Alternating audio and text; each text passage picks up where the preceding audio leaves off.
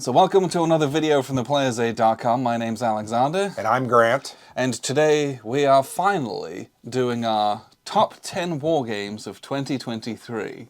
And we're recording this in the middle of March 2024.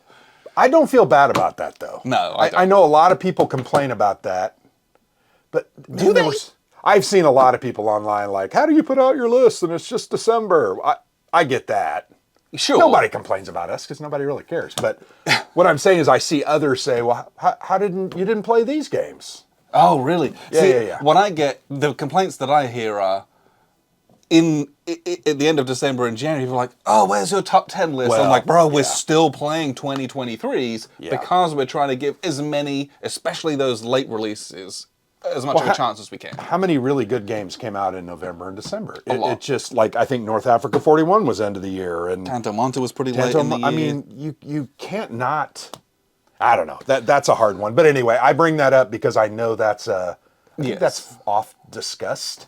But yeah, so that's why you're seeing this kind of as late as it is, and that might not be in vogue to have a top 10 in the middle of spring or the beginning of spring, but we try to give as much of a shot, and it just takes time to play some of those games later in the year, and so that's why you're seeing it now. And if you don't want to watch, that's fine too. Yeah. Right? That's cool. But I don't know, there were some very, very, very good games that came out in 24, and I'm excited to kind of run down... 23. 23. It is 2024 now. Yeah. But these are 2023 games.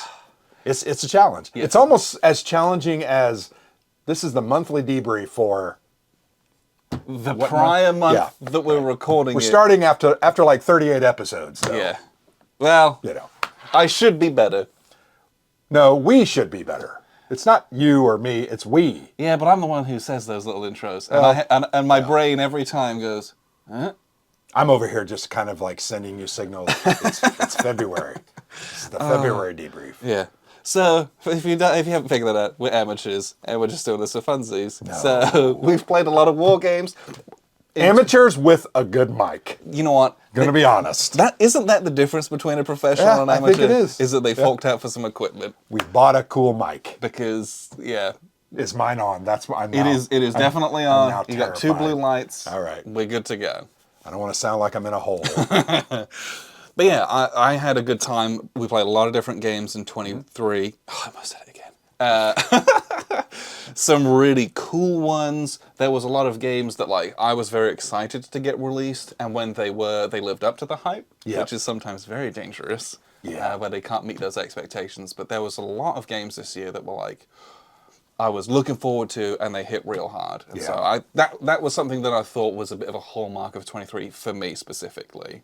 I would also say this. There were a lot of 2023 games that we didn't get to play. Oh, yeah. That one that I think of, Task Force from VUCA. Yeah. That's a game I really desperately wanted to play, and we just didn't. I think the other one that stood out to me was Inferno. Yeah. And it's what about Plantagenet? Was that a 23? Okay, I wasn't sure it was 24. I'm embarrassed of myself. That one I am embarrassed about, but it's just, there does come a point where we just can't get to everything. So, there's some things like that. Yeah, those are 3, I think, big ones where it's like, oh, we did not get to that. Yeah. Where, you know what, there is only so much we can do. Yeah. Well, fortunately, they will become shelf of shame dust-off videos in 5 years. Yes. So just hang on. We'll get to them eventually. So I guess without further ado, let's dive on in. I was trying to figure out what that bag is. Oh, what is this bag? I don't know. This What's is in a the little bag? bag from Danverson Games, and it has their metal coins. Ooh, that has nothing to do with Wargames. No, you're right. It doesn't. I just like the metal coins that came with. Well, where's the game? It's on my shelf of shame. Will it ever come off that shelf? Yeah, it will. I'll sell it. I think that's the reason we brought it up. It's not a war game, but a game we were bitterly disappointed by. A shame. Anyway, I'm going to start off with my number 10, and this is also a little bit cheeky as well. So we're talking about Tanto Monte. This comes in at number 10 from GMT Games. And part of why this is a little bit slippery is we've only kind of scratched at the surface of this. Like with one fingernail. Yeah. But what we did, I loved. and this is one of those 4-player or multiplayer card-driven games in the Here I Stand family. So it had a very familiar engine to it that I really like, and then there was a lot of different changes and twists and extra bits of chrome and things to consider in it. Again, all of which that's the kind of thing that I enjoy. And what we experienced of it from the few hours of kind of doing a turn of this was I really, really liked it. And so I put this at number 10 because we didn't play all of it and we haven't had as much experience with it as I might have liked, but I also know that we will. I think that we definitely will over the years at Yes. different conventions. So definitely, and I enjoyed the game as well. It was a good experience. I was disappointed that the rules maybe were so layered and so, I'm going to use the word fiddly, because there were just so many exceptions or this or Yes. that. But when you play through that, you're going to overcome that. Yeah. I think the advantage we had versus the other two people that were playing with us, we've played Here I Stand half a dozen times. We've played Virgin Queen a couple of times. We know the system. So we were able to grok it a little more Yeah, than so they were. I have all this prior knowledge, so I'm just looking at the extras, which there's a lot, but that makes it easier. But I really liked what we were doing, and I know that this will hit the table more with Yeah. experienced Here I Stand players, so we'll get to see more out of this, and I hope that it can maintain where I kind of rate this at currently. Well, and it was, you already mentioned this, but it was different enough that I felt like I was playing a different game. I think it was very different. Yeah, I didn't, it has the hallmarks of the framework, but there was enough new that I'm like, yeah, this feels very, very different. Add to that, the production value of this one was really off the charts. Yeah, they really stepped it up compared to the others. I would love to see them go back and re-release Virgin Queen and Here I Stand with that type of production. Yes. I would pay for those. Yeah, Tanto Monte from GMT, that's my number 10. A good game, a very, very good game. Yes. That we need to explore more, I believe. Yes. But that's my opinion. And with that, you can, a quarter in that, you can maybe not get a cup of coffee.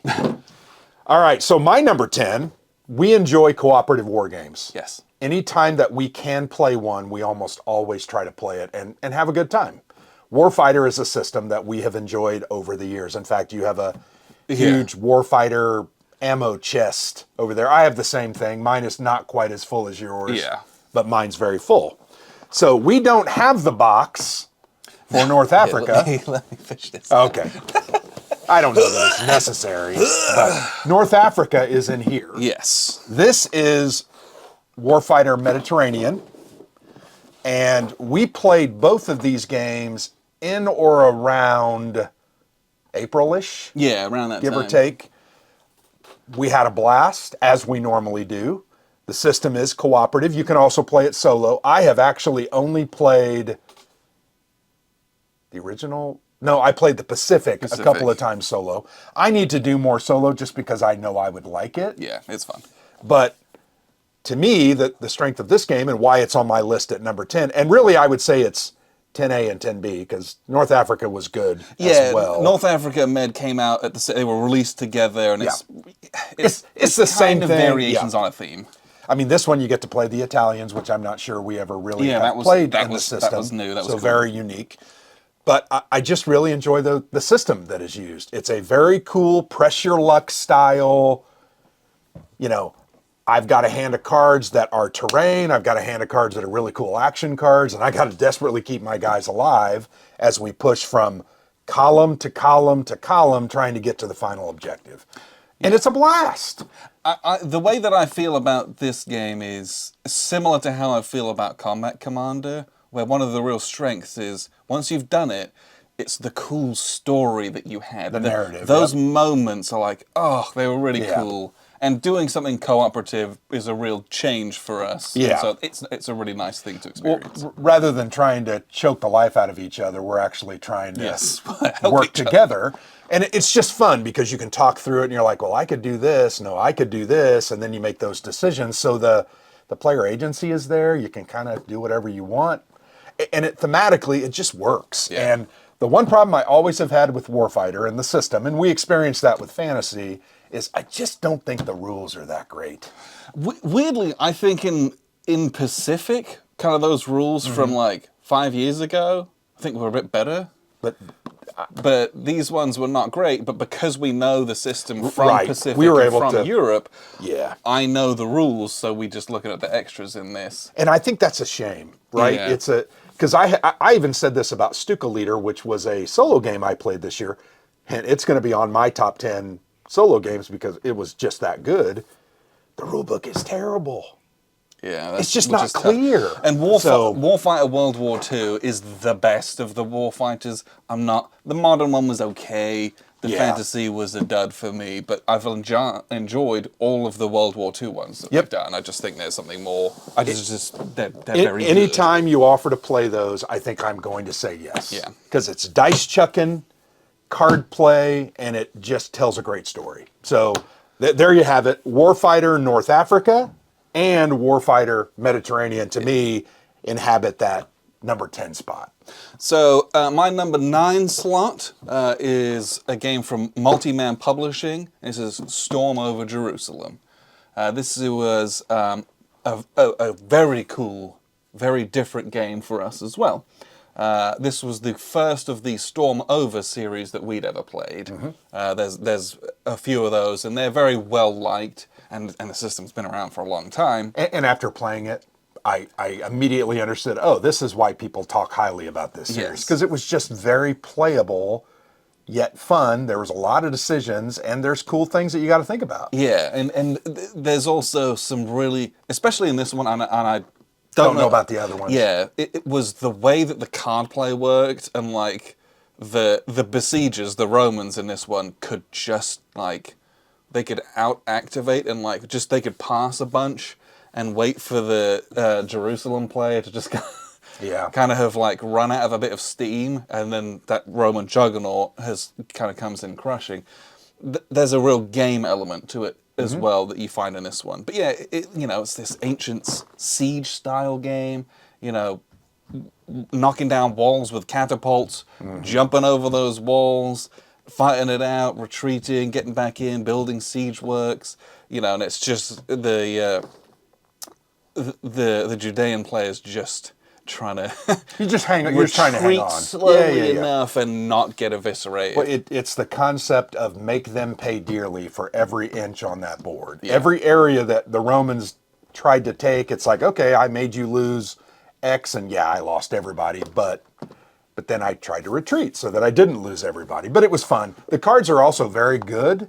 I think they're very interesting. A lot of take that, a lot of vicious. Here you go, and it's just like that was fun, and it fit with the system. Yeah, we played this, and then I think at WBC I picked up Storm Over Dien Bien Phu specifically because this was Don't we have such a good Storm time. over Arnhem as well? I feel like we might do. Okay. But I don't know, which Yeah. I should know, and I don't. That one's on my Yeah, list, so I'm gonna hand that move up. So that's this my number over 9, here. Storm Over Jerusalem. Very, very good game. I enjoyed, and it was beautiful.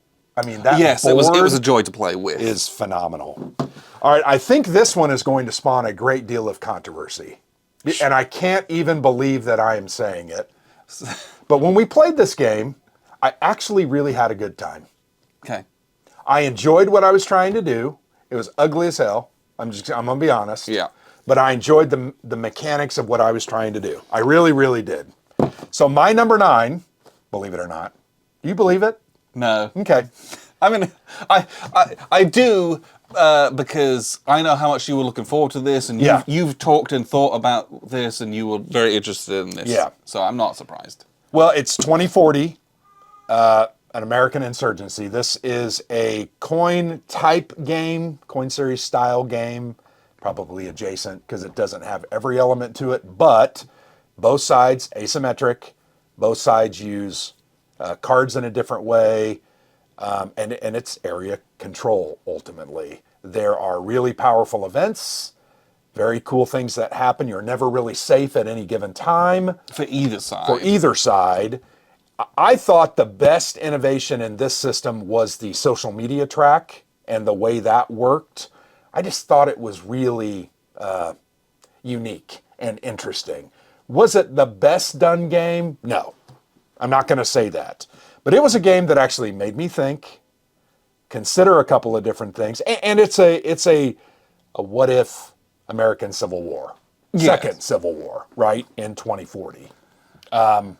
Very politically driven, very politically focused, although the cards are written such that you really can't tell. It's got like a couple of like sci-fi elements on the cards from like the robot technology and stuff. But then there's also there's two different scenarios to appease everyone on the political spectrum, so no one can be mad about it. It was sure. No, I get it. I can't believe I'm even saying it, but I thought to myself, you know what? I think this list should be, in my opinion, about the games that I truly enjoyed playing. And I think that's worth saying, and probably should have said earlier. Yeah. This is a game of what I liked instead of like that's a list of what I liked. Objectively the best. Yeah, because I think objectively I did not like this, nor did I think it was the best. So it's not on my list. Objectively, I could probably turn this into a frisbee. But that doesn't mean you didn't enjoy what we did.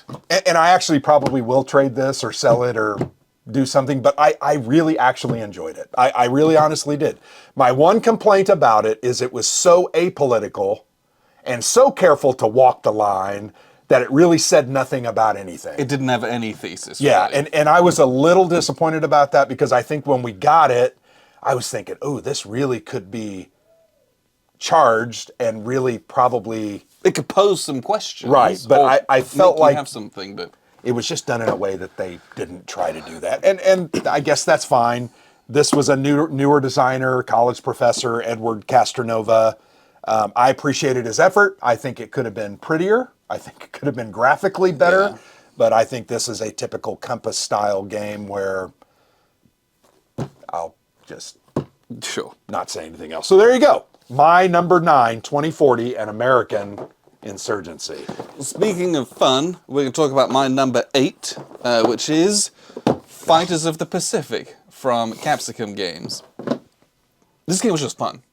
It's amazing. It really was. It is beautiful. It is wonderful artwork. The pieces are great. The price point, if you buy just this core $40 game, is very, very good for this day and age. It's cardboard pieces. So there's no miniatures or anything like that, which is why the price point's reasonable. I was actually really concerned about that when I was like, it doesn't have minis. How are you going to... And I'm like, it really just worked. It worked. I almost liked it better because the pieces were then full color instead of being like, I have to paint them or they're just little gray plastic bits and stuff. And even more important than that, each side was a different elevation. Yeah. A mini you can't really... No, you'd have to have something on the base or a chit and it would be... So... Yeah, this was just fun. This was wonderful. No dice in this game, so it is. It's very cerebral. It's quite puzzly. Mm-hmm. This is about initiative. It's about activations, and it's about maneuver and positioning. Yep. If you get people in your crosshairs, you will kill them. Yep. Unless they have 2 hits, which the American planes typically took 2 hits. Yes, the Japanese zeros are basically 1s. But like working that out. Oh yeah. It meant that dogfighting was about the maneuver instead of about how well you can roll dice, which... Agreed. Come on. There's this time and place for that, but I loved the deterministic combat. I mean, there really wasn't any combat. It's just, did I point at you, yes or no? It was, once again, am I ending behind you where I can shoot you, yes or no? Check the box. It just changed the focus of this aerial combat game, and it was really good. It's really approachable. And I could not be more excited for the next one in the series. It is an air-naval game, though, too, right? There were aircraft carriers, there were destroyers. That was fun. And they have AAA batteries, and you have to try and sink them with your torpedoes that you launch. That was great. It's just, this was wonderful. It really was. And it was just fun. Yeah. I had a great time doing what we were doing. Yeah, so Capsicum, they've done the second Kickstarter, and it's Fighters of Europe. So it is... Battle of Britain and the Western Front and during World War II. It looks really good. We backed it. And you can pay $100 and get all the little extras and expansions. But if you only pay $30 or $40 for this... And there's more in this game. There was like 8 scenarios. I think it was 10. There's more than you can really play. I mean, you're just going to play them and play them and play them. And then you're going to switch sides. Yeah, and play them and play them and play them. So, if it's just that, this is still a great value. Yeah, and it just was beautiful, too. I mean, very well produced. You can't argue with that kind of artwork. That was a great game. Capsicum, I think, I want to say that was their first war game, not their first game, but I hope that they will continue. Yeah, I hope those are well received and they do more. Yeah, I would agree. All right, so my number, is it number 8?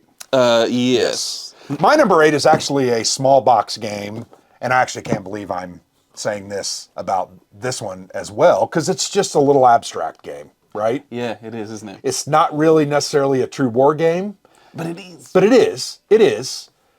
But once again, I had such a good time with this. Yeah. It was so very enjoyable to grok the supply and the movement and the leapfrogging and the convoys, I think they call it convoy movement. Yeah, convoy movement, yeah. Such a blast, such a good time. And ultimately it came down to dice rolling and each different unit. Did they get more dice? The dice were 1s, 2s, and 3s on a 6-sider. Yeah, and you get dice based on units and support. Right, and some adjacency. I just thought it was fun and interesting, and I never felt out of the game, even though, I played as the Germans, and it was kind of back and forth. Getting the cities to fall was really challenging.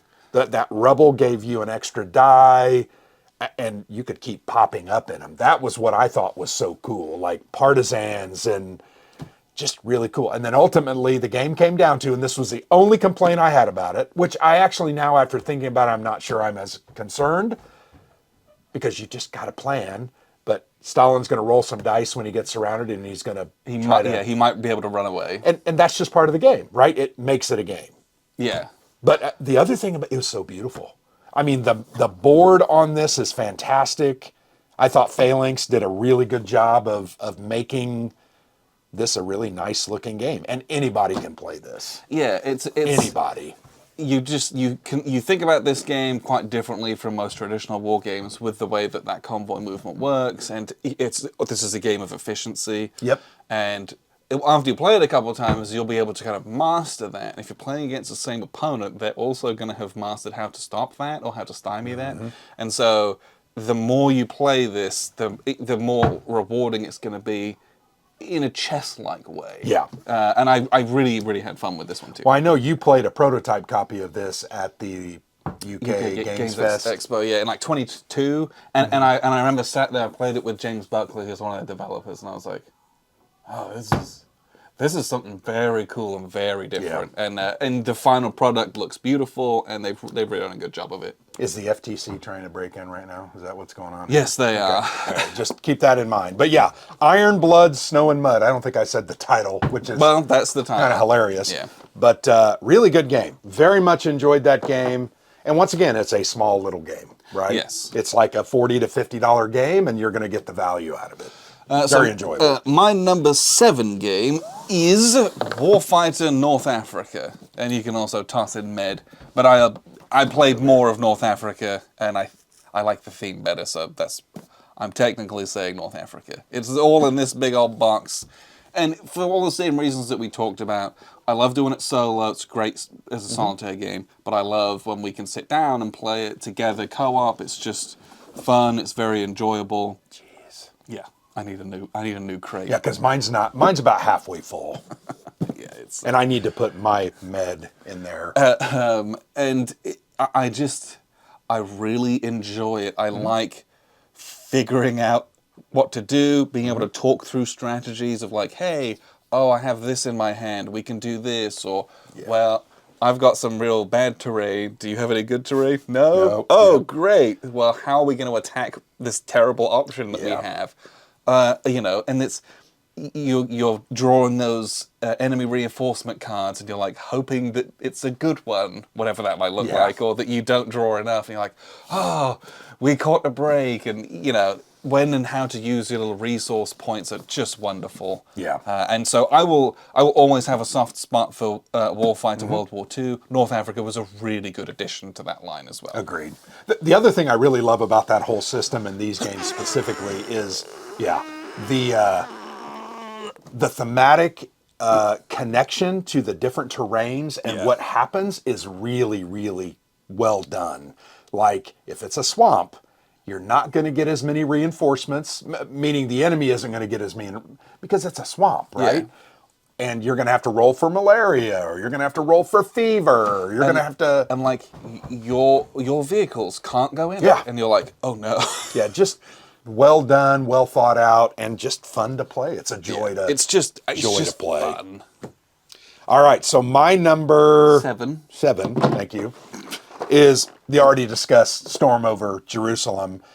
This was, I believe it was Scott Blanton's first game. Really? I believe If now, that's the case, that's a huge feat. probably really offended now because he's probably got other games and I just can't remember them. But I thought he did a really good job, obviously in an established system, but taking the elements from this history of the Roman siege of Jerusalem, the different factions that are among the Jerusalem defenders, very well thought out. I love the leaders in this one. I thought that was one of the best parts. And the concept of, in your defense, trying to maximize the amount or limit the amount of attacking Romans that can get to you is very, very important. And it's just about holding out. So, and counterattacking once in a while. Yeah, You know, I remember in our long play, it takes about 2.5 hours, 2 to 2.5 hours. I had one opportunity to kind of do a little counterattack, and I cut your supply line, and it's like, oh, you were kind of screwed there. And I was like, yes. And then you crushed me. But that's okay. You know, it was a blast. Yeah, and from what I've talked about with a lot of people who have kind of tinkered with this and played with it, there is a tactical learning curve where you have to understand that if you do certain things, you're like, oh, I have to defend the siege. Put everyone on the walls. Cool. They're all going to die, and then you're going to lose the game because you have no one left. Because you have no one that's falling back to make the next wall difficult to take. So you have to figure out, especially as defenders, of how much or how little to commit to certain things, and it's about bleeding the Romans for time so that you can get through the 7 or 8 turns that the game is. Yeah. And so you might play a game or two, and they might be real one-sided, but that's not a bug. That is a feature. You have to figure it out. The one thing I really also enjoyed was the way the siege towers worked. Just a really unique mechanic, and it was a matter of time. You know, before it's like, okay, I'm going to lose that outer wall, but I got to make you spend card after card after card and units, but that was very cool because I could imagine thematically how trying to hold out against the preeminent army of the ancient period would have been. So just a great game. I enjoyed it immensely. Would play it again right now if you wanted to. It's slam definitely it one down. of those games. Let's pause this video and just get back to playing. So my number 6 war game is one we played much more recently, and it is... But this typifies why we do these videos in March, because we couldn't get this one in by the end of the year when it came out, but we got it in March. It was great. So this is Downfall, Conquest of the Third Reich from GMT Games. And it does what it says on the tin. Yes, Der Untergang. So this is a kind of co-design. This was Chad Jensen's kind of last design that he was working on, I believe. And unfortunately, he passed away. But this design was kind of handed over to John Butterfield of kind of D-Day at Omaha Beach and 1940 RAF fame. And John is a very good designer. Yes. We have played many of his games and enjoyed them immensely. And he's kind of finished it off, and they've gotten it publication ready. With Kai Jensen, I want to make sure that's clear. Because I was reading some things the other day. She literally had to kind of reconstruct from Chad's like prototype and notes and her memory of playing. She's listed as design consultant and production coordinator. Yeah. So anyway, I bring that up because I think it's important not to minimize her role. No. It wasn't just handed over to John and John made it. Kai was a big part of that. And we've met Kai. She's a very intelligent wonderful person.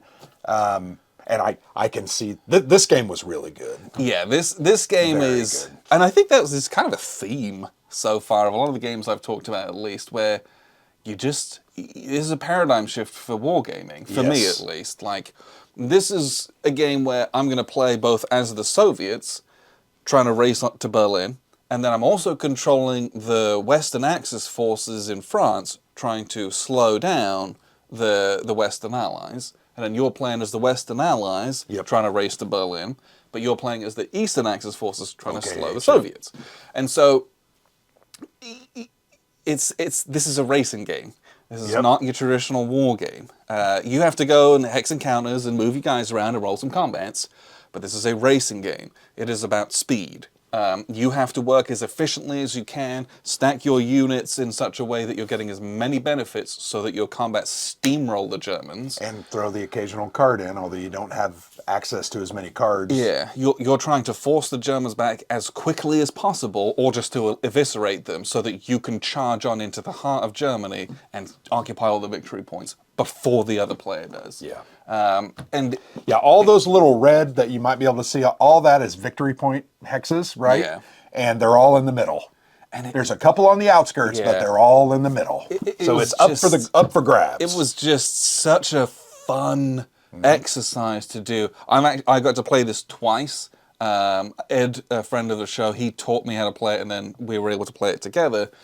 And it maintained that same level of excitement and interest over multiple players. So I know that's something that's not going away of what I thought was exciting about it, where it's like, oh, it's so cool. There's nothing quite like it that I've played. It's just so very unique. It's a different approach to a war game, and I enjoyed that very, very much. Yeah, because I think there are other games that use that same concept where you're controlling kind of the two factions that way, but the focus on movement and speed, and it really kind of feels like a race game. I've not seen that before, outside of maybe something like a 1944 Race to the Rhine. Sure, but it's an abstract, a little different. This was such a cool way to look at a war game. I really liked it. And the other paradigm shift in this one, not only are you just because it was funny because as we were playing, I was like, yeah, my line's nice and tidy, and then I started to realize that ain't gonna work. I got to punch through the center. And put the pressure on you to make you collapse. But the concept of the initiative and how it works on the track is it moves based on the point value of the orders you take. The more powerful orders, more big attacks, or bringing on lots of reinforcements, that was like 21 or 18. That's going to move you down that initiative track, opening up the opportunity for your opponent to then potentially take 2, maybe 3 actions before you're going to get to go again. Fascinating stuff. Yeah. The best part of the design. Good. And the only thing I didn't like, and I mentioned this in my written, it is a game. I'm going to say that. Without question. It is a game because you're kind of gaming the weather and the initiative together with what you're doing, because I'm like, I want to get to the mud season so that your attacks suck.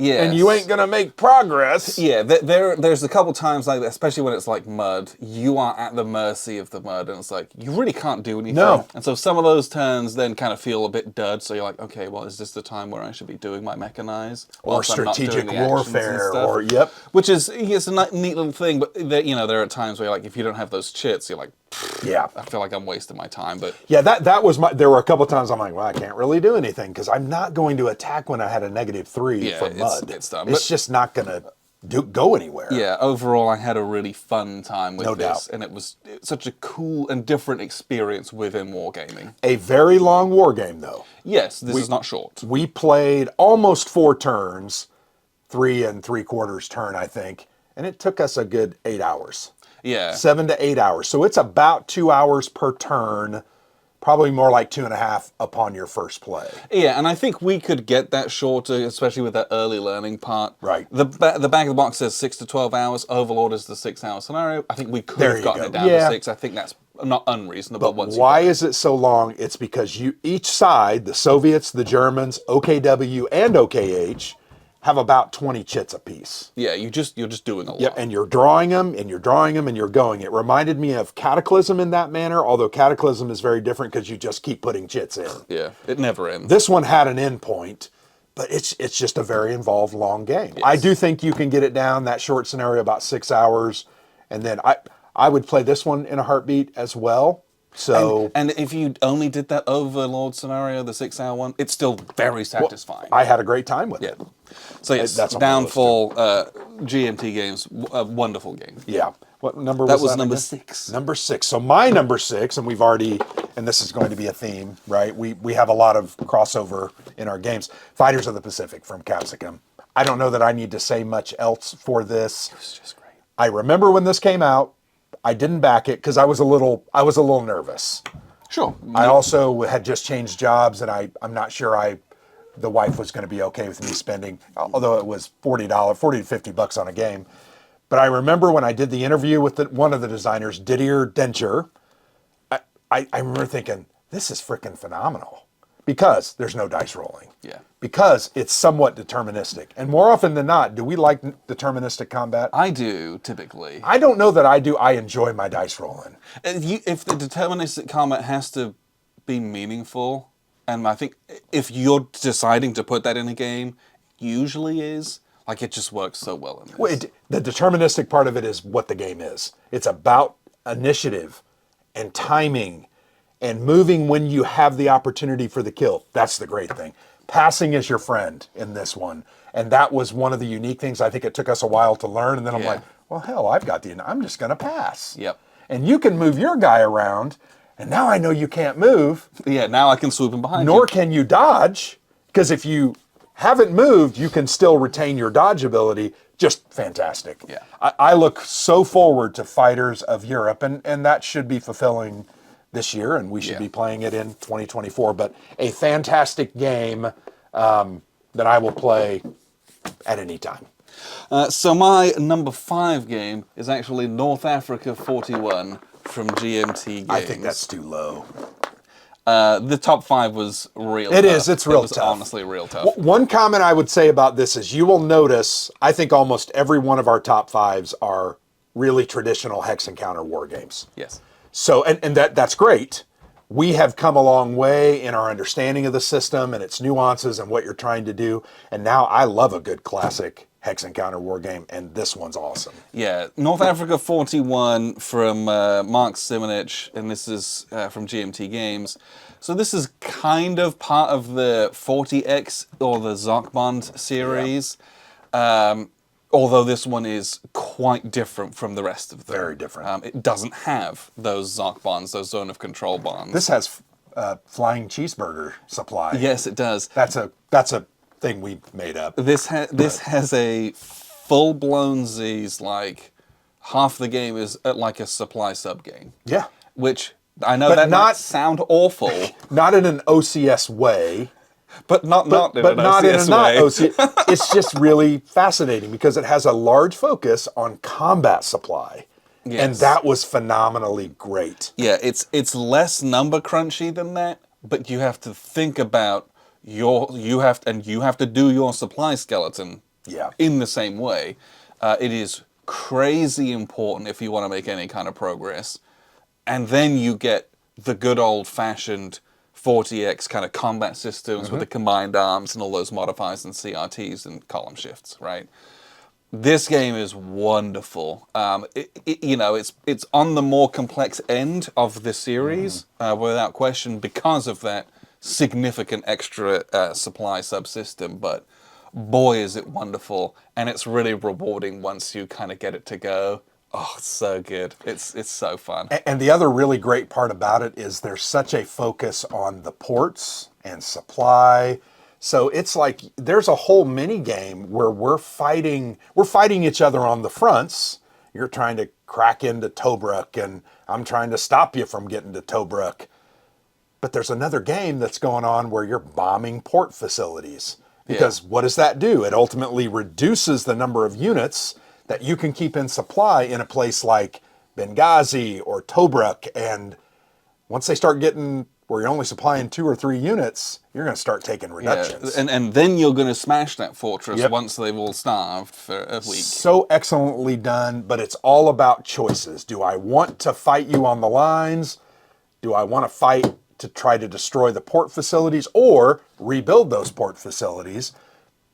And it's just so good. I felt like I had more choices in this game about how to fight war versus just focused on combat. And I thought that was really fascinating. And I would also say, compared with a lot of other North Africa games, was every North Africa game gives you the capacity to be able to kind of drive through the desert and outflank people. And it's like, yeah, you might need like a supply truck.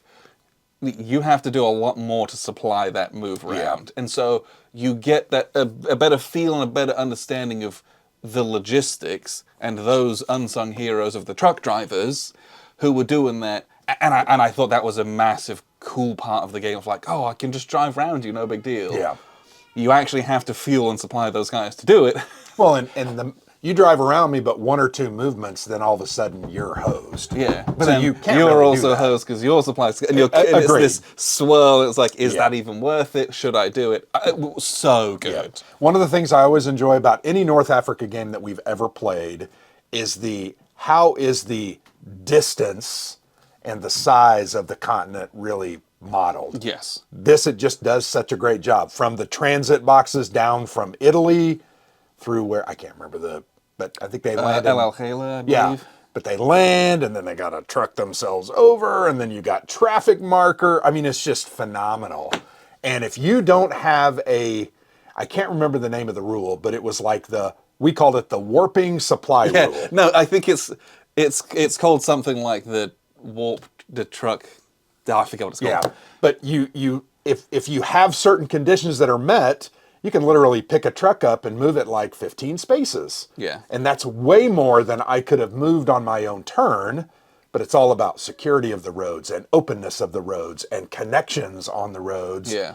But I always love that stuff about every good North Africa game that we've played.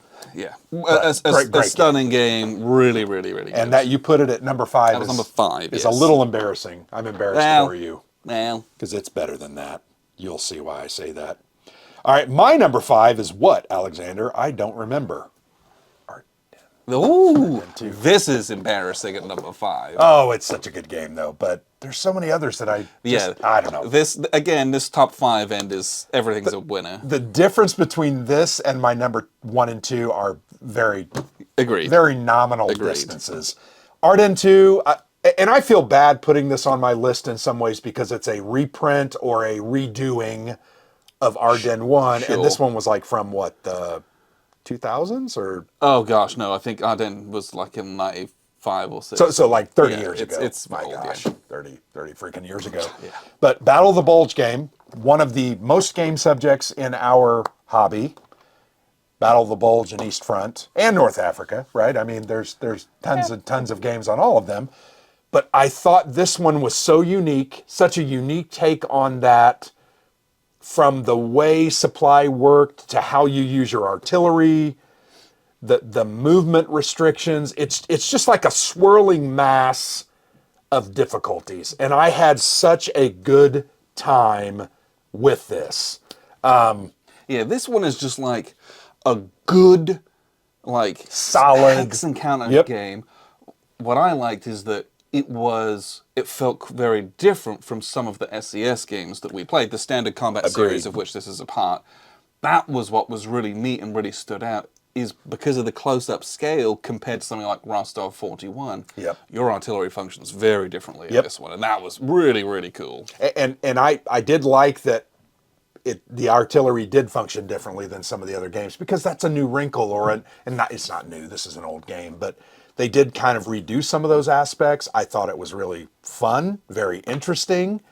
I was able to grok this one, I thought, a lot easier than some of the other bigger war games we played, because SCS is made about playability. Yeah, it's I think. it's not difficult, and we've played a few in the series, so we're kind of got that.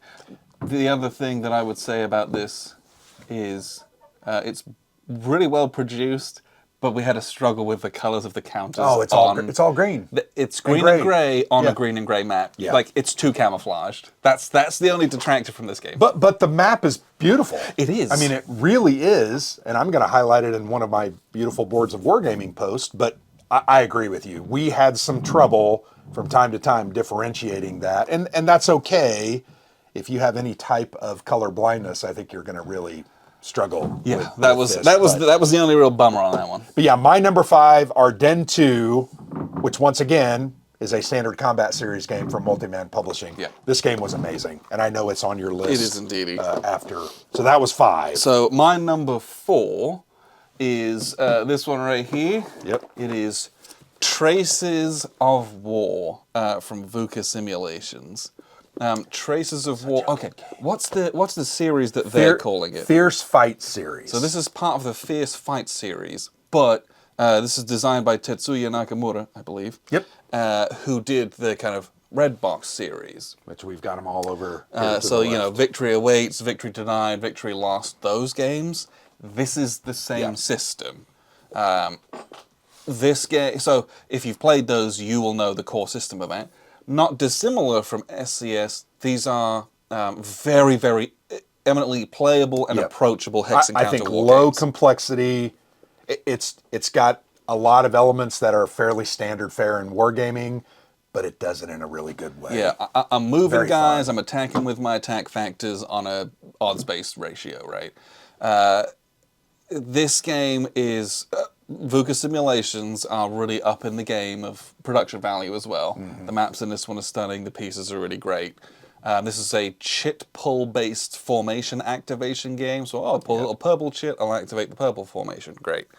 So again, that is great aid for solo play, but this one was, again, at a bit of a closer scale compared to something like Victory Awaits, which is huge. Yeah. That's, there's... Well, yeah, you're talking about... That's like 15 counters in the entirety of Army Group North. I mean, this is like several miles of a front. I think a Victory Lost was like 30 or 40 miles of that, or 80 miles or 100 miles of that front. So, but it was just... still operational, but... But it was so... this is just kind of like charging across two rivers to get to the other side of the map. And being able to figure out your activations, or as the Germans do a good tactical strategic retreat, trying to conserve losses as the Russian forces snowball. Counterattack every chance you get. Just, again, eminently playable, and that makes it fun. This was just dive on in, and it was gorgeous to play on top of and play with. The other thing, and this one's also my number 4, so I'm... this is sweet. one we agreed Look, on. it's a 4. My number 4 as well. I loved I'm trying to remember, they were OKH chits. Is that what they were called, or did they call them something else? They probably were called that, yes. But that was a chit that when you drew it, you had choices. Yes. You could use it immediately to activate, I believe it was like any formation. Yeah. Or any area. It was like a group of guys. Like a within group. hexes. Or you could hold on to that to do another action at another time and draw another chit. It was just really interesting. Weren't those the ones that you could also do the formal retreat out of the no retreat? That was hexes? different. Was that a different one? That was different. Those were they called them like the Hitler Order or something, where you were like, you can't retreat. But yes, you could. You're correct. You could sacrifice that to then voluntarily get out of those when normally you cannot. Which you have to, because you can't let your forces get surrounded and die. Yeah, that was such an interesting part of that game as well. And I felt bad because I remember you played the Soviets, and I was like, ooh, that's a really cool element about this game that I have that option. But very well done. It's on the Soviets to force the Germans into doing that in an untimely way, where they're committing resources to doing that instead of fighting. Yep. Which, gosh, and again, not a complicated system. Pretty straightforward. But those little nuggets in there made it really thematic within the realms of the combat that we were doing, and just a really cool game. Well, and it's VUCA is just, they're knocking it out of the park with production.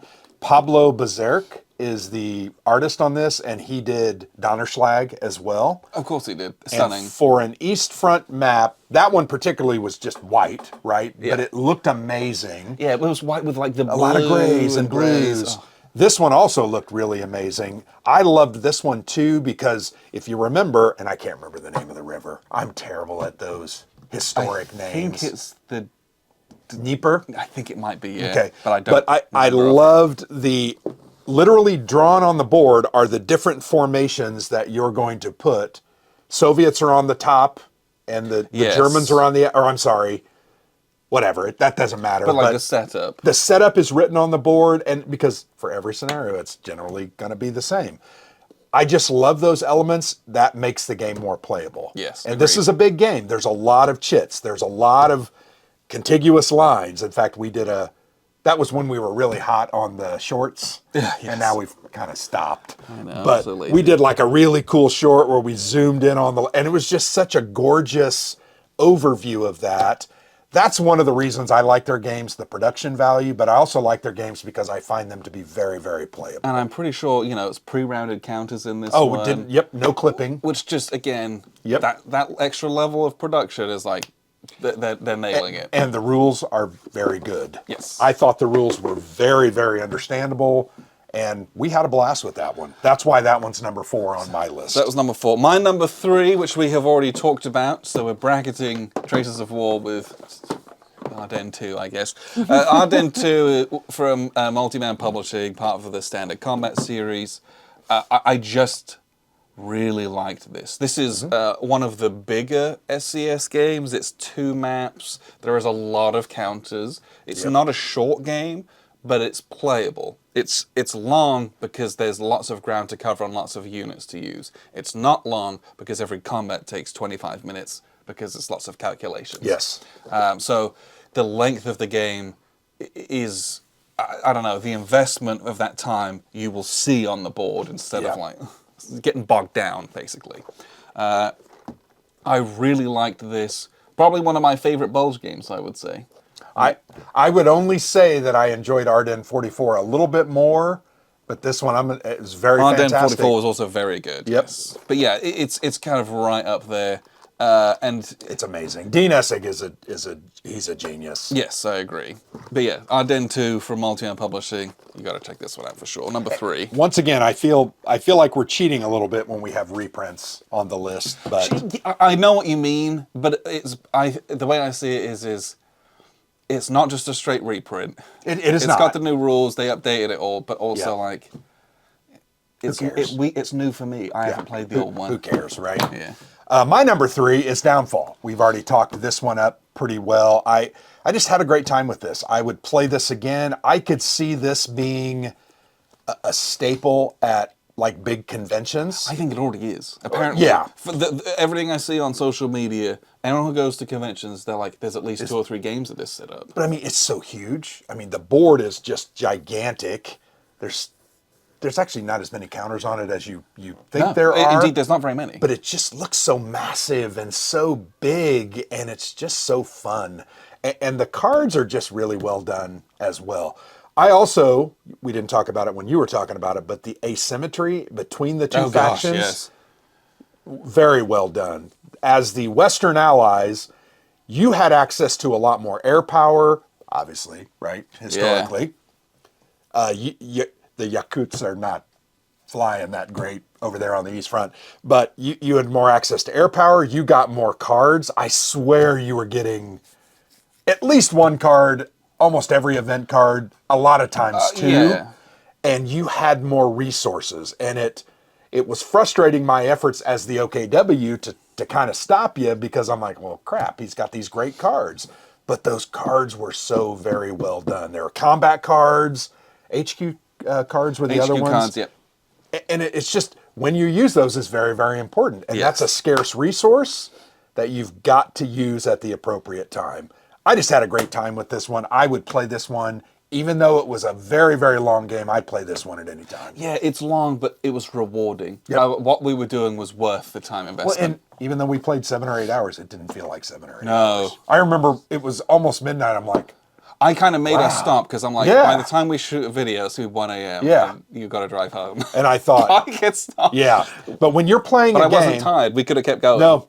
But when you're playing a game, particularly a long war game like this, and that's your experience, you know you've got something special. I agree. I think that it being 3, and it was what on your list, 6? Yes. I think that it's that good. I'm probably surprised that I gave it a 3, but it's because I had such a good time. I'm a little surprised that you gave it a 6, but I know there's other great games. It's just too many good games. Yeah, That's the reality. It's That's the reality. the higher end of the list is just It's all just harder. bangers, honestly. So we're gonna go to my number 2, which is On to Richmond 2. Another reprint. Yes and no. It is a reprint, but they put in a ton of extra stuff. So there is a lot of new game in this.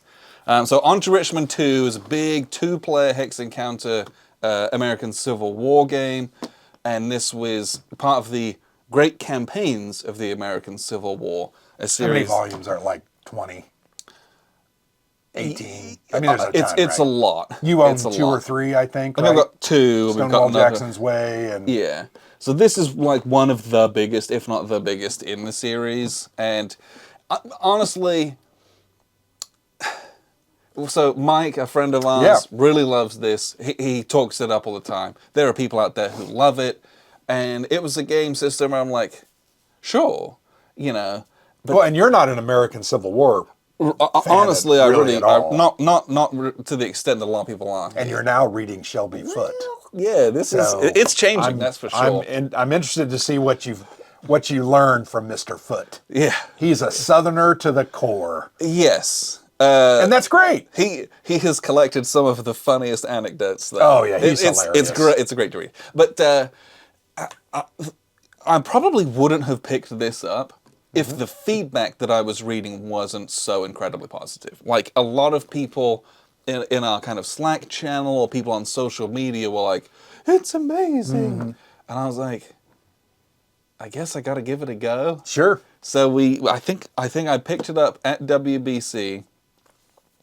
Well, okay, the story is that I bought Stonewall Jackson's Way 2 because Stonewall Jackson's Way was the very first one.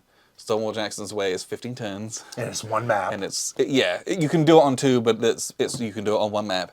And it's a great way to get into the system. So I bought that, and I thought, I'll just start here, no big deal. Yeah. And then I went back the next day and was like, why didn't I buy the new one, you idiot? It's 2023, we'll play it.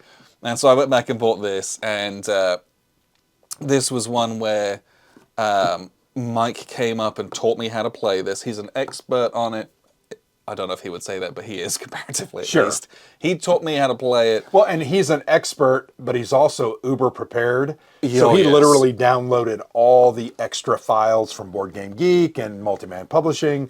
So you had cards and charts and just made it a lot more army playable. organization charts, like the tactical combat modifiers chart, because that's a pretty arduous part of this game, right? It's not perfect. It's got some pretty old holdovers from the 90s with some of those things, but he was fully prepared, and so those things weren't hindrances to play.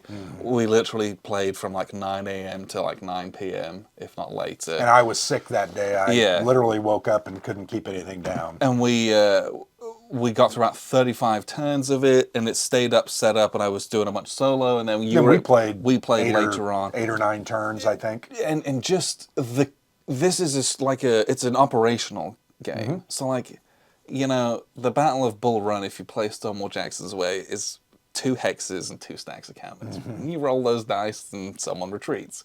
It is, so you're not looking at it at that scale. There's plenty of games where you can do that, and those are the ones that I have found less interesting, because it's like, here's my line of guys, new line of guys. It's like, okay, but I don't have that connection to it. But playing at this scale, my goodness, was it fun. Just, you're moving your limited guys up the peninsula in this instance. You have all these supply concerns. You're looking at wider things, off-map boxes. You're trucking guys in from, 2 maps away and doing that as quickly as possible to get them there. The weather, the activations, your army stance in this one as the Unions. Like, are you in a positive go forward stance, or are you in a, we're not really doing anything at the moment? A lot of the Union generals didn't want to do anything in the moment. Well, that's the cool thing about this is you've got that Richmond campaign with McClellan in charge where that's the case. I will say this in defense of some of those Union generals. It was hot in the South. But I mean, it really was. Virginia the South? Maybe. It is. I mean, technically. It's hot there, man. It's hot. And my mother grew up in South Carolina. I know hot. But like, then this also has Grant Takes Command, where it's the Overland campaign, where those considerations are very different. And you don't have that lackadaisical kind of, I'm taking a break today. Or like, oh, it rained, so we're not doing anything for 3 days because all the rivers are overflowing. This was mouth-watering, it was detailed, it was crunchy, it was massive. The rules are huge and very tiny. Very involved, so it's not for the faint of heart, but it really, I played this and loved it, and that's part of the reason why I was like, I bought the Shelby Foote Civil War narrative because I want to be able to fit the games that we've played within a wider context that I, as someone from the UK, just don't have that working knowledge of. See, we are learning history, and we do know a little bit about history. Just a little bit. Just a little just bit. a tiny but bit. yeah, this was... I had such a good time So with it. my experience with this was about 7 or 8 turns with you Yes. after Mike had left the next weekend. I did enjoy what we were doing. I had a good time trying to move my units and chase you down, particularly on the flanks. The only thing I didn't like was that activation roll at the beginning of every single phase. Every little impulse, it's chucking Yeah. dice. And that is a holdover, and over the course of 100 turns and 100 activations within evens a turn. out. But like, would there be a cleaner way to do that? Probably. Probably, yeah. But it's... That was my only that's just complaint one of because those we were things. chucking dice and it's like, oh, you get to go again. I rolled a 1, you rolled a 6, you get to go again. And in it's this one, it's I get to go, and then you roll how well do I get to go, right. and then I roll how much do I move within my crappy how Yep. well do I go. You're correct. There's a lot of dice rolling in this. Well, and that is, to me, that's a good model for this type of warfare. Yes, it works. It was, but it is a lot of work. yeah, yard by yard. I mean, it's, and once again, Union generals were a little more passive until Sherman and harder to get going. But Grant came along. they've got Thunder on the Mississippi that I pre-ordered, Yep. and we'll play that kind of My from guess the is that's beginning. next year, right? Didn't he kind of say late this year, first of next year, Yeah, depending on... I imagine it'll be 25 probably. What I would say about the GCACW series, I love their art that they use. I think those The maps are incredible. Yeah, I think that the pictures themselves are like paintings that they pay. I don't know if they pay or they get them off internet for free. Yeah, I don't know. But I love the colors of the boxes. I think graphically, this is one of MMP's finer products. Without question. And that has always drawn me to it. But because of your, not dislike, but you don't have an affinity for the American Civil War, I would probably play more of it. Yeah.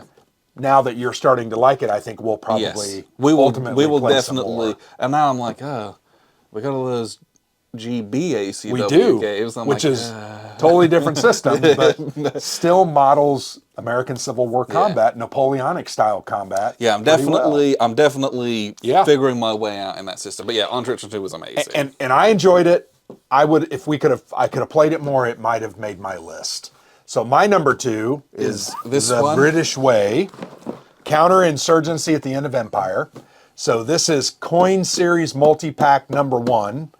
So it is literally 4 different small maps, small scenarios, each with really different types of combatants. You've got the British on one side that are pretty standard, although they use different tactics, right? Like the relocations and the new villages and the curfews. And then on the other side, you've got unique and different insurgent factions. I really enjoy the way that there's 4 of them. 2 of them are similar, and the other 2 are similar. Yeah. So you're playing all 4. I believe we played together. We played Palestine and Malaya. yes. I have not played the other 2, but I know you've played Yes, the I other have. 2, and I need to play them again. And you can play it in an hour. Yeah. That's the cool thing about it. They're 2-player. Yeah, And they're short. 45 minutes to an hour. Each one you play through 18 cards. Yeah, You do 9 things. But because of that, there's only 18 cards. Each of those cards becomes very, very, very important. Oh, gosh, yes. Your actions are at a premium, so you've got to make them matter. I loved that about this game. I really enjoyed the Palestine. I liked it better than Malaya, although there was a lot about Malaya that I enjoyed. I just thought it was very cool to see a designer take an established system, mix it up, create 4 small games in one box, and they were that good. Well, and you've got this really quite simple campaign framework. You can link them all together. That is, 2 different markers on a card, a chart that you're going to roll for setup for each of the scenarios, and a small deck of cards for the first 2 and a small deck of cards for the second 2. A lot of these games that have like a campaign system, it's like, let me get out with another 40-page rule Yeah. book. It is so easy to tie them together And to just like save your game with a Yep. photograph of that and then toss it back in the box and get it back out again. Really Yep. easy to do. So that aspect's very cool. Yeah, this is just excellent. GMT did a great job with this. I want to give Steven Rangazis applause and laudits. He did a really good job, and he's got another one coming called the Guerrilla Generation, which deals with 4 different counterinsurgency efforts in Central America. Yes. Fascinating. I could not be more excited for that. Very excited. So this game I will play whenever. And it's At any easy time. to do that because it's an hour. Very easy because it's an hour at the most. 90 minutes at the most, I think. But 60 to 90 minutes is what you're gonna play. If you're playing with an experienced player, it's not going to be 90 minutes. But I really enjoyed this. I was taken with it when we played it in April. We actually played it in late April, and then we took it to Buckeye Game Fest, and yeah, I had a great time with it. My number 2, the British Way. I can't believe I didn't make it number 1, but I did make it number 1 Yeah. because it is just that good. I love coin games. This kind of fell right into my love for them, but the kind of the way and where this sits within the coin series as a 2-player, very short format, but the games are so tight. And even though it only takes an hour, it feels like you did some really cool coin stuff and has some meat to it. Or you can play all 4 of them in a row and it's going to take you about 4 or 5 hours. That's the same length as it takes to play Fire in a Lake. Right. Right? Like, Yeah. you can do that. You can make it a big game if you want to. I love the changes they've made between the different scenarios. I actually think Cyprus is the weakest of them. That was the least interesting. But Palestine was so cool. I think Malaya was really, really, really interesting. I played that one twice, both very different outcomes. Kenya is so good. It's so different.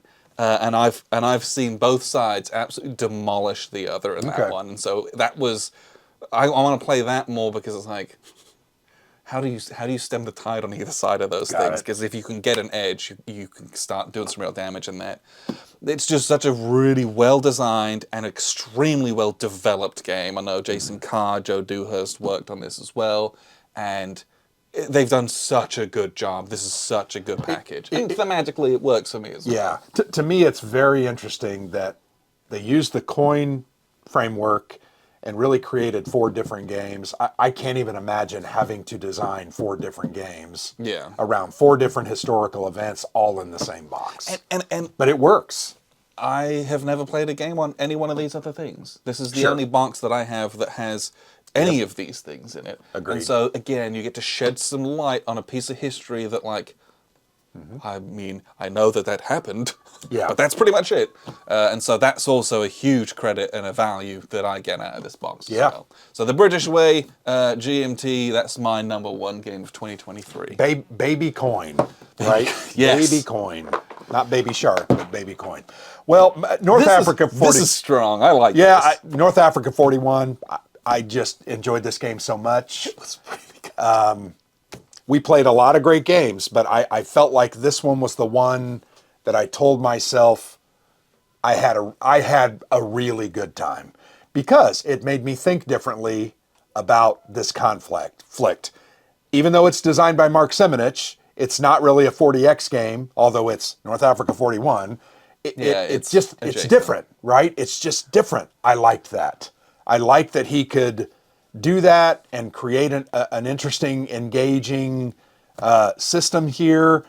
And I really enjoyed the dichotomy of it's not just frontline combat, it's about supply and destroying the ports and rebuilding the ports. And I just thought it was really well done. I also really liked the counter sleds, for lack of a better word. Oh, yeah. Because this is a long, thin map, and you sit both on one side of it.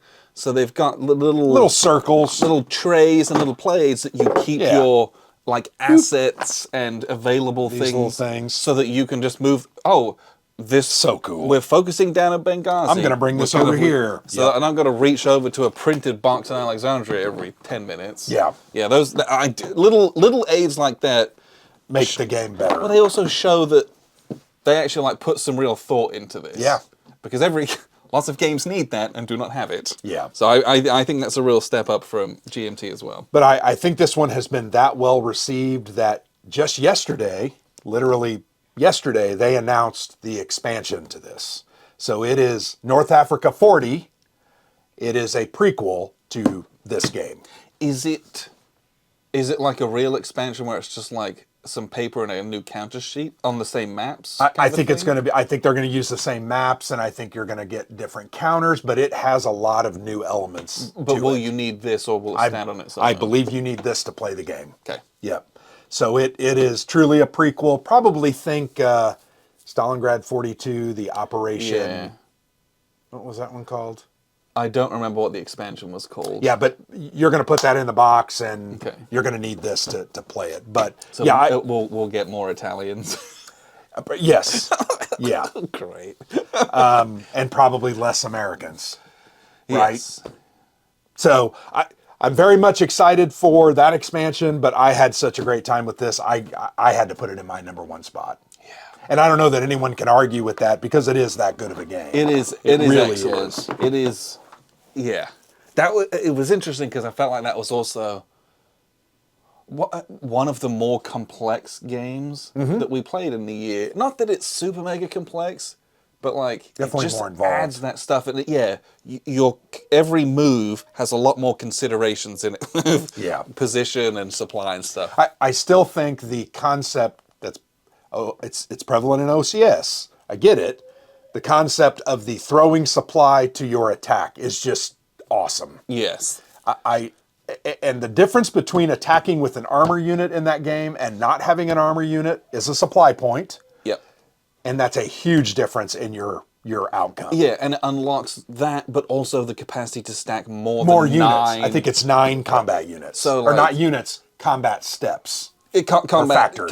factors, Yeah, yeah, yeah. And so you're like, okay, You got to do it. I gotta, and so Yeah. but you gotta get it there. Yep. And so then it's the getting it It's there. the chain of and you can't, and if you use it all up and you haven't brought more trucks, so You're screwed. it's you got to get the conveyor belt cycles going, and that's going to make you successful. Yeah. And so you attack someone's supply lines because it's so much more meaningful in this game than it is in No others doubt. where it's quite abstracting, like, oh, he's out Yeah. of supply, boo-hoo.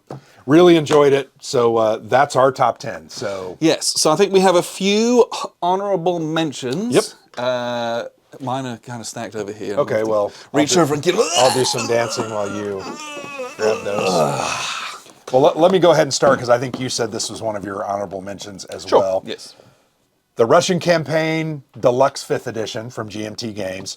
This is a classic war game. I think I've heard more positive comments from people's memory of the 1970s and 80s when they played this game so much that they wore the ink off the counters. I've heard that a number of times. This has the nostalgia factor for sure. But I finally understand why people feel that way because we played this and had such a grand time. And quite literally, a good old-fashioned war game. Good old-fashioned hex encounter war game. And there's a lot of elegance and beauty here. I just really liked it. And they even mixed it up where you can change the terrain, right? Yeah, so that little patch of Yep. mountains there, you can say. right there, you can cover it up with a little template and you don't have to fart with it. Yep. Because people have argued for decades. Those aren't mountains, Yeah. those are minor hills, and they didn't affect combat. Yeah, that's great. But this was an honorable mention for me. It was hard for me to keep this one off the list, but there were just others that I felt. Yeah. And I know I'm a very liked similar way as with that, well. Great game. You want to share one of yours? Yeah, so I've got the Barracks Emperors. I played this at WBC. And I have not had the pleasure of playing this. The game is good and it's interesting and what you're doing is fun, but it takes too long. Like it overstays its welcome is the problem. 1 to 2 It hours. says 1 to 2 hours. But it's more like 2 to 3. It's closer to 2.5, 3, especially for that first game. And this is a trick-taking game, correct? Yes. And it's the problem is that you play the whole board 3 times. And you kind of need to do that. Otherwise, the game's probably going to skew to someone who had like a lucky starting hand and a couple things. So you, over the aggregate of 3 kind of full boards, you've got a decent even score. And so if you were to, you could arbitrarily be like, well, we'll just cut off one of those. Sure, but you might, the game might be real swingy doing that. But that's the issue I have with it and why it's only an honorable mention.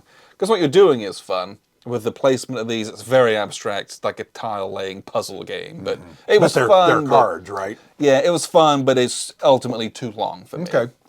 I would love to play it still, Yes. but we didn't. I didn't get that chance. I was sick, right, at WBC. And I'm not really a sick person. I know I mentioned that I was sick when we played on to Richmond. I'm actually very healthy, but not very. I wouldn't go that far. Total Domination. This is a remake of of the original game. Was called Mini World War II from about 2017-ish, give or take. This one has been upgraded components-wise. I think they've added some elements. This is a good old-fashioned abstract war game. Yeah, and it's Very unique. Doesn't take very long to play.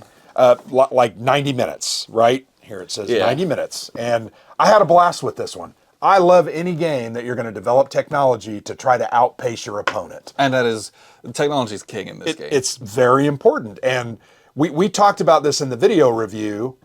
That video review, I think, just came out the other day. Yeah, I want to say a couple of days ago. A week or two.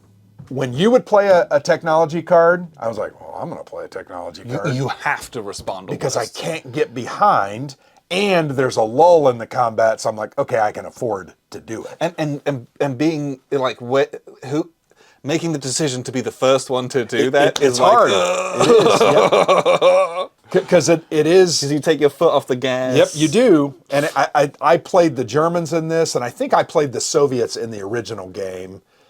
But it's you can't afford to take your foot off the gas very often. You got to keep the pressure up. You've got to take things. You've got to eliminate areas where they can spawn and gain resources. And it's just really well done on a very abstract map of the world. Oh, yeah. So just keep that in mind. But this is a fantastic game. I enjoyed the heck out of it. Yeah, and the production value is great. Like, they've got those recessed boards for all the technologies and stuff. That stuff's wonderful.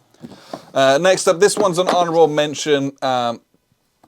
Because we played like one round of this in part of a demo at WBC with Ed Beach. So thanks with Ed the for teaching designer. us. Oh, Yeah, that wonderful. was awesome. It was really cool what we were doing. Yeah, I was blast. having a good time, but we didn't get through the whole game. And we tried to get some games together with this, but ultimately weren't able to. And so I want to explore more of this. I had a real fun time with what we were doing. And again, something totally unique. It's as so well. unique and interesting. There's sheeples. Yeah. There's horse meeples. It's a good, solid little game. And the best part of the game is about managing I can't remember if they were called orders or actions, but you only have like 8 or 9 actions, and you've got to play them at the right time. Yeah. Because you have that many? It might have been 5 or 6. I think you have 6. Six. Two for each round, I think. But it's like you don't get those back. So you've got to do that at the right time, or you're going to be... It's just fun. Just very fun and interesting. Also a very unique historical setting. The Scotland-England border and the fight over those borders. Between these wealthy families. Fascinating. I consider this a war game, but really it's like a war on their resources. Like, you're going out like wrestling You're stealing cattle horses and cattle and sheep. Yeah. To hurt them and to gain prestige. You do also have to fight in some conventional wars and stuff, but all these like big families and clans like fighting each other on the border. It's a good prestige. game. Really, no really doubt. fun. I want to play it again, and I actually want to play like a lot of it. This is an honorable mention, The Hunt by Matthias Kramer and Ingen Kunter from Salt and Pepper Games. I had a blast with this. Hidden movement, asymmetric factions. One side's the Royal Navy. The other side is the Kriegsmarine. Really, it's just the Grafs Bay and then your oil tanker. Yeah, your little support ship, And you're just going around as the Germans, just hunting down shipping, trying to get a certain number of ships to win the game. And the British are trying to bring the Grafs Bay to a decisive combat at the River Plate, right? Well, that's where it did end. I had a blast with this. Hidden order movement. Fun little cat game. and mouse. You have no idea where I am. I have no idea where you... Well, I have idea where you are if I'm the Germans. And then it like comes to a head, and then it's like decisive, and you either won or lost, and then it's done. And you can, I think, 45 minutes, and it's just... It's a at card... its longest, It says 20 to 45 minutes. There you go. Yeah, because if you find the Grausch Bay and you sink it early, it could be over. Great. Just very well done, card-driven game. Excellent use of the card-driven game mechanic. I just had a great time. with that. I think Road to Independence is my last honorable mention. Yep. And It's we've also kinda had on my a few list. of these. This was a bit of a revelation for me because I don't know what I was expecting from this. Mm-hmm. But then when we were playing it, I'm like, oh man, it was just so It was fun. Just great fun. This is the kind of game that you are going to sit and you're going to play with like a family member who doesn't normally play war games. Yeah. It's a dice chucking, Yahtzee kind of style, matching what you've got against what it takes to take this space. If you can line those up, you take that space. Great, you control that. You're trying to control a certain number of spaces by the end of the game, and that the map and those spaces have all sorts of different connections and prerequisites that very abstractly model, your geography and then the armies and defenders and terrain that was there. And you have these wonderful custom dice. They're so gorgeous. Which a Blue Panther absolutely knocked it out of the park on this game So with great. those. The map looks Listen how great. chunky. Yeah, they're chunky. So satisfying. And they have a French and Indian one, I believe, right? Well, that's what they keep saying, but I don't know. Yes, and I believe there's going to be a third game in the series. At some point, but like this But was really so fun. It was just a fun game. It is very much a game, but it was so fun. And it plays in about an hour to an hour and a half, and I think you're going to play this with your dad or a friend or a family member. But it was fun. It was very you interesting. bash it out after you've played a big game or you don't have much time. Yeah. That's the kind of game that you can stick in there. My final honorable mention game is a card-driven game. The first game from a new designer, Alex Knight, Land and Freedom, the Spanish Revolution and Civil War, put out by Blue Panther. This is a fun game. It's a 3-player game. Yes. So it's got that 3-player dynamic, and it's got the concept of cooperation, because you've got to fight the various fronts that are closing in on you, and if you lose, you all lose together, right? But you got to work together and survive that, but then somebody's trying to get the most points. Only one person wins. Yes. But you all lose together. It's just got some really unique and interesting mechanics. The bag of glory that you are building throughout the game will ultimately come down to drawing chits out of a bag to determine if you win. And so you're trying to seed that bag by winning at the game.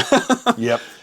Just really unique. But yeah, it also doesn't forget to be a game. Yeah. Like, Very much a game. there was one of those games that we played where I had a bunch of stuff in there and we didn't draw a single one of them. And I lost, just right? Like, hilarious. Sometimes that stuff happens, but Yeah. that's what this game is. It's 90 minutes at the most again, and it's just a fun little 3-player game. You can play through, I think, 3 hands of cards, I think. Give or take, yeah. And It's fun. Moving some tracks, stacking some guys to fight off the fascists. You're gonna lose a few times, and then you figure out. Yeah. Oh, you actually have to work together. Oh, okay. Yeah. And then you get into eking out the victory on the board, and then someone wins, and it's like, ha ha! Yeah. That's a great little feeling too. I thought it was a great little game, right? But it is a game in the regard that there's a lot of randomness, but it's somewhat calculated randomness. You still got to seed the bag to win the game. So if you're not seeding the bag, I think I'm still yet to have scored a single point in that game. I've scored points. I've not won yet, but that's okay. I had a good time with it. So yeah, I think that's our honorable mentions and our top 10s. So Yeah. So again, it was a good year of gaming. A great year of gaming. So put in the comments what your favorite 2023 games are, especially if there's ones that we maybe didn't get to or things that you're like, oh, I agree or disagree. We want to hear all of that. So let us know what you think. But appreciate you for sticking around for 2023. I've been Alexander for theplayersaid.com. And I'm Grant.